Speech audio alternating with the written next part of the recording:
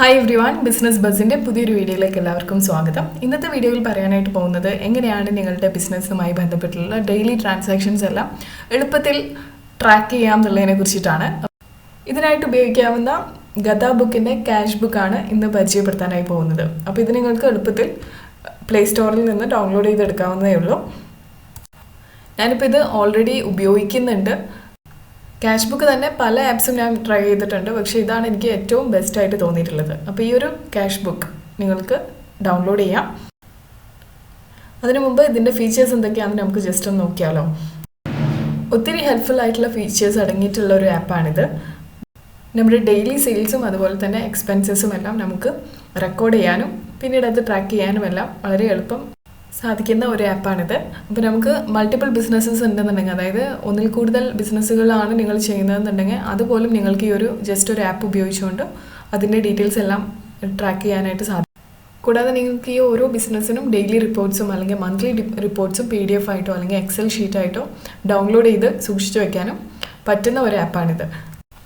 അപ്പം വളരെ കുറച്ച് ട്രാൻസാക്ഷൻസ് മാത്രമേ നിങ്ങൾക്കുള്ളൂ എന്നുണ്ടെങ്കിൽ വളരെ എളുപ്പം നിങ്ങൾക്കത് റെക്കോർഡ് ചെയ്യാനും പിന്നീട് അത് ട്രാക്ക് ചെയ്യാനും ഇത് നല്ല ഹെൽപ്ഫുള്ളാണ്.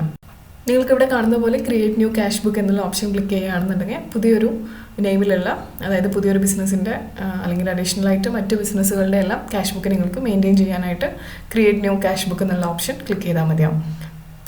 ഇനി ഇവിടെ താഴെ റൈറ്റ് സൈഡിൽ കൊടുത്തിരിക്കുന്ന പ്ലസ് ഇൻ എന്ന് പറഞ്ഞിട്ടുള്ള ഓപ്ഷൻ നമ്മൾ ക്ലിക്ക് ചെയ്യുകയാണെന്നുണ്ടെങ്കിൽ നമുക്കൊരു സെയിൽസ് ഉണ്ടായി ക്യാഷ് നമ്മുടെ കയ്യിലേക്ക് വന്നുവെന്നുണ്ടെങ്കിൽ നമുക്കത് ആ ഒരു എൻട്രി ഇവിടെ കൊടുക്കാവുന്നതാണ്. അതായത് ഇത് എന്തിനെ സംബന്ധിച്ചിട്ടുള്ള ക്യാഷ് ആണെന്നുള്ളത് പിന്നീട് നമുക്ക് ട്രാക്ക് ചെയ്യാൻ എളുപ്പത്തിനായിട്ട് നമുക്ക് ഇതെല്ലാം കാറ്റഗറൈസ് ചെയ്യാവുന്നതാണ്. ഇപ്പോൾ സപ്പോസ് നിങ്ങൾ ട്യൂഷൻ കൊടുക്കുന്ന ഒരാളാണെന്നുണ്ടെങ്കിൽ ഈ ഒരു എൻട്രി ട്യൂഷൻ റിലേറ്റഡ് ആയിട്ടുള്ള ഒരു ക്യാഷ് എമൗണ്ട് ആണെന്നുണ്ടെങ്കിൽ നമുക്ക് അതൊരു കാറ്റഗറിയിൽ തിരിക്കുകയാണ് ചെയ്യുന്നത്. ബേസിക്കലി നമ്മുടെ അണ്ടർസ്റ്റാൻഡിങ്ങിന് വേണ്ടിയിട്ട്, അതായത് പിന്നീട് ട്രാക്ക് ചെയ്യുമ്പോൾ നമ്മുടെ ഒരു സൗകര്യത്തിന് വേണ്ടിയിട്ടാണ് നമ്മളിത് കാറ്റഗറൈസ് ചെയ്യുന്നത്.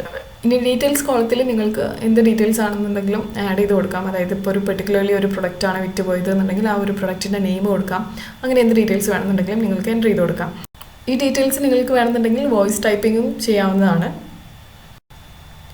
ഇനി ഇവിടെ നോക്കുകയാണെന്നുണ്ടെങ്കിൽ ഈ ഒരു കലണ്ടർ സൈനിൽ നിങ്ങൾക്കിത് ഏത് ദിവസത്തെ എൻട്രി ആണെന്നുള്ളത് സെലക്ട് ചെയ്യാവുന്നതാണ്. ഇപ്പോൾ കഴിഞ്ഞു പോയ ദിവസങ്ങളിലെ എൻട്രിയാണ് നിങ്ങൾക്ക് ചെയ്യേണ്ടതെന്നുണ്ടെങ്കിൽ ആ ഡേറ്റ് വെച്ചിട്ട് നിങ്ങൾക്ക് കഴിഞ്ഞ എൻട്രികൾ നൽകാവുന്നതാണ്. ഇനി കൂടാതെ ഈ ഒരു എൻട്രിയോട് അറ്റാച്ച്ഡ് ആയിട്ട് നമുക്ക് ബില്ല് വെക്കണം എന്നുണ്ടെങ്കിൽ, അതായത് പിന്നീട് ട്രാക്ക് ചെയ്യാൻ എളുപ്പത്തിനായിട്ട് ബില്ല് അറ്റാച്ച് ചെയ്യണം എന്നുണ്ടെങ്കിൽ അറ്റാച്ച് ബിൽസ് എന്നുള്ള ഓപ്ഷനിൽ പോയിട്ട് ഗാലറിയിൽ നിന്ന് ആ ഒരു ബില്ല് നിങ്ങൾ സെലക്ട് ചെയ്താൽ മതിയാവും. പിന്നെ ഒരു ഓപ്ഷൻ ഉള്ളത് ക്യാഷ് അതുപോലെ തന്നെ ഓൺലൈൻ എന്ന് പറഞ്ഞിട്ട് നിങ്ങൾക്ക് കാണാം.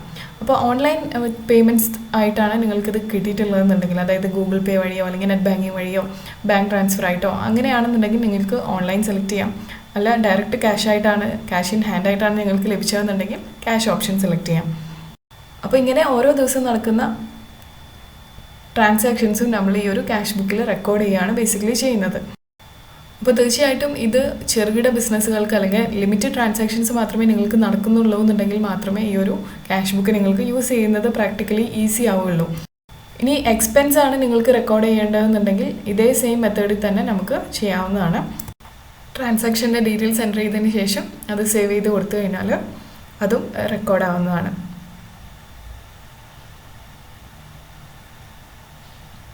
അപ്പോൾ ഇവിടെ കാണുന്നത് പോലെ ഗ്രീനിൽ കാണുന്നതെല്ലാം നമുക്ക് ക്യാഷ് ഇൻഫ്ലോ നടന്നിട്ടുള്ളതാണ്, റെഡിൽ കാണുന്നതെല്ലാം ക്യാഷ് നമ്മുടെ അടുത്തുനിന്ന് പോയിട്ടുള്ളതാണ്.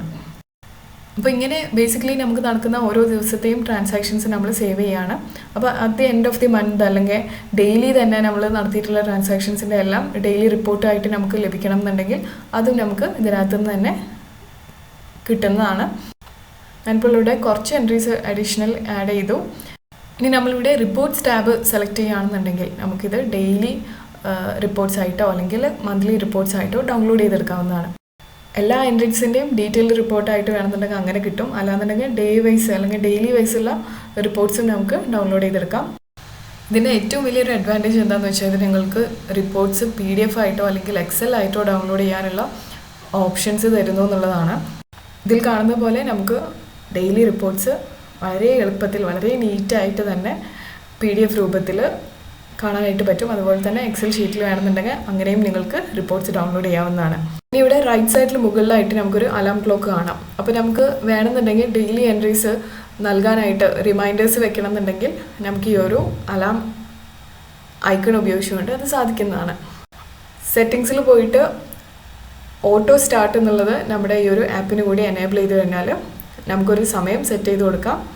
അപ്പോൾ ഇത് ഡെയിലി ഈ ഒരു സമയത്ത് നമുക്ക് റിമൈൻഡേഴ്സ് നൽകുന്നതാണ്. നമുക്ക് ആ ഒരു എൻട്രീസ് എങ്ങനെയാണെന്ന് വെച്ചാൽ അത് മാനുവലി തന്നെ ക്യാഷ് ബുക്കിൽ എൻ്റർ ചെയ്യാനായിട്ടുള്ള റിമൈൻഡർ ഈ ഒരു ആപ്പ് നൽകുന്നതാണ്.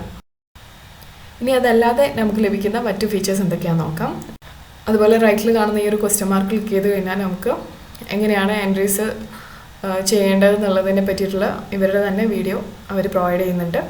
സെറ്റിങ്സിൽ വന്നു കഴിഞ്ഞാൽ നമുക്ക് ഈ ഒരു ആപ്പിനായിട്ട് വേണമെന്നുണ്ടെങ്കിൽ പിൻകോഡ് സെറ്റ് ചെയ്യാം. അപ്പോൾ നമുക്ക് പിൻകോഡ് നൽകി കഴിഞ്ഞാൽ മാത്രം ആക്സസ് കിട്ടുന്ന രീതിയിൽ ഇത് മാറ്റാനായിട്ട് സാധിക്കും. ഇനി നിങ്ങൾക്ക് കാറ്റഗറീസ് ഓഫ് ചെയ്യണമെന്നുണ്ടെങ്കിൽ അങ്ങനെ ചെയ്യാം. GST വേണ്ടാന്നുണ്ടെങ്കിൽ അത് ഡിസേബിൾ ചെയ്യാം. അങ്ങനെ പല ഓപ്ഷൻസും ഉണ്ട്. അക്കൗണ്ട് സെറ്റിങ്സിൽ വന്നു കഴിഞ്ഞാൽ നമ്മൾക്ക് ഈ ഒരു ആപ്പിനായിട്ടുള്ള പിന്ന് സെറ്റ് ചെയ്യാനായിട്ട് സാധിക്കുന്നതാണ്. അപ്പോൾ ഇത്രയൊക്കെയാണ് ഈ ഒരു ആപ്പിൻ്റെ ഫീച്ചേഴ്സ് എന്ന് പറയുന്നത്. ഒരു ഫ്രീ ആയിട്ടുള്ള ഒരു ആപ്പാണിത്. പക്ഷെ ഞാൻ നേരത്തെ പറഞ്ഞ പോലെ തന്നെ മിനിമം നമ്പർ ഓഫ് ട്രാൻസാക്ഷൻസ് നിങ്ങൾക്ക് ഉള്ളൂ എന്നുണ്ടെങ്കിൽ അത് ട്രാക്ക് ചെയ്യാനായിട്ട് വളരെ ഹെൽപ്ഫുൾ ആവുന്ന ഒരു ആപ്പാണിത്. ഇനി ഏതെങ്കിലും സമയത്ത് നിങ്ങൾക്ക് ക്യാഷ് ബുക്ക് ഡിലീറ്റ് ചെയ്യണമെന്ന് തോന്നുകയാണെന്നുണ്ടെങ്കിൽ ഡിലീറ്റ് ബുക്ക് ഓപ്ഷൻ അടിച്ചു കഴിഞ്ഞാൽ അത് ഡിലീറ്റ് ആവുന്നതാണ്. ഡിലീറ്റ് ബുക്ക് ഓപ്ഷൻ സെലക്ട് ചെയ്തതിന് ശേഷം ആ ഒരു ബിസിനസ് നെയിം നിങ്ങൾ എൻ്റർ ചെയ്ത് കൊടുത്തു കഴിഞ്ഞാൽ അത് ഡിലീറ്റ് ആവുന്നതാണ്. അപ്പോൾ ഇത്രയേ ഉള്ളൂ ഇന്നത്തെ video. Thank you so much for watching. നിങ്ങൾ ഈ ചാനൽ ഇനിയും സബ്സ്ക്രൈബ് ചെയ്തിട്ടില്ല എന്നുണ്ടെങ്കിൽ സബ്സ്ക്രൈബ് ചെയ്യുന്ന കാര്യം പരിഗണിക്കുക.